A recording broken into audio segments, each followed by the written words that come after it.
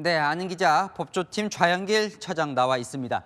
방금 전에 나온 얘기인데요, 소식인데, 자 이재명 민주당 대표에 대한 항소심 그 재판을 2월 26일에 마무리하겠다고 아예 시작부터 못을 박았어요. 네.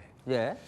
네, 공직선거법상 1심은 6개월, 2심과 3심은 3개월 안에 선고해야 합니다.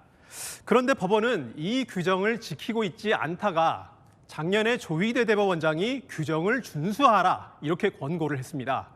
이 권고대로라면 2월 17일까지는 늦어도 선고를 해야 합니다.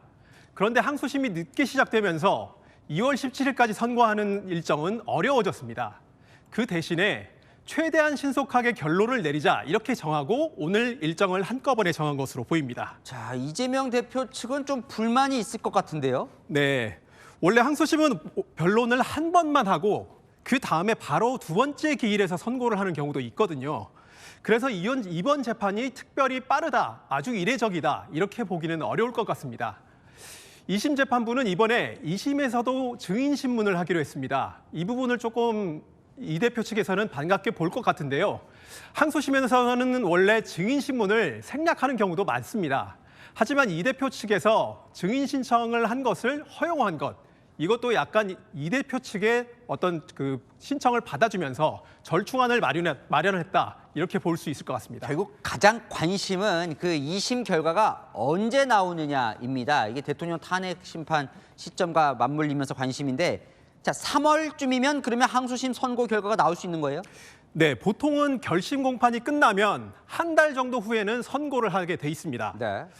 오늘 재판부가 정한 일정대로라면 2월 말에 변론이 종결되고 3월 말 정도면 선고 결과가 나온다는 건데요. 변수가 한 가지 있습니다. 바로 판결문 작성인데요. 1심 결론에서 크게 바뀌지 않는다. 그러면 1심 판결문을 다시 재활용하면 되겠죠. 그러면 3월 말 선고가 가능할 겁니다.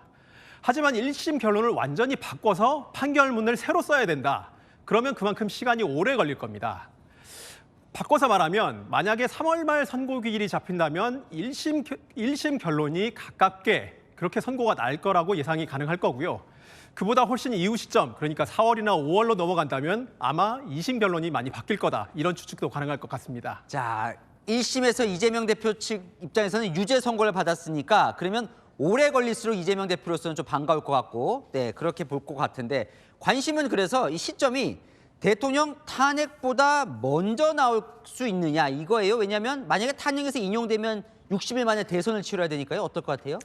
네, 아직 속다는 일입니다. 왜냐하면 아직 대통령 탄핵 심판의 일정이 다 잡혀 있는 것은 아니기 때문인데요. 네. 다만 박근혜 전 대통령 사건을 생각해 보면 탄핵 심판 기간이 한 3개월 정도 걸렸었거든요. 이 기간을 대입해 보면 3월 말 아니면 4월 초순 정도의 결론이 날 수도 있습니다. 이대로 간다면 어느 쪽이 먼저 나오는지 미세한 차이는 있을 수 있지만 비슷한 시기에 결론이 나올 가능성이 높다. 이런 관측이 가능하겠습니다. 네, 이 대표 측에서 지금 위헌 법률 심판 제청 이걸 카드를 검토하고 있는 것 같은데, 이걸 하면 어때요? 좀 받아들여질 가능성도 있습니까? 네, 현재로서는 받아줄 가능성이 그렇게 높지는 않을 것 같습니다. 오늘 재판부 발언을 한번 보시면요. 이재명 대표 측이 무더기로 증인을 신청한 것을 받아주지 않고 일부만 받아줬습니다. 그러면서 뭐라고 했느냐? 재판 지연 위험이 있다. 이렇게 언급했거든요. 만약에 재판부가 재판 지연을 우려한다면 위헌 법률 심판을 받아주지 않을 겁니다. 실제로 2023년에 공직선거법 규정에 대해서 합헌 결정이 나왔었거든요. 그때 합헌 결정한 재판관이 지금도 4명 재직하고 있습니다. 네. 그래서 재판부가 지금 위헌 법률 심판을 제청을 해봐야 같은 결론이 나올 거다. 이렇게 관측하고 이렇게 예상을 하고 받아주지 않을 가능성도 있는 것이죠.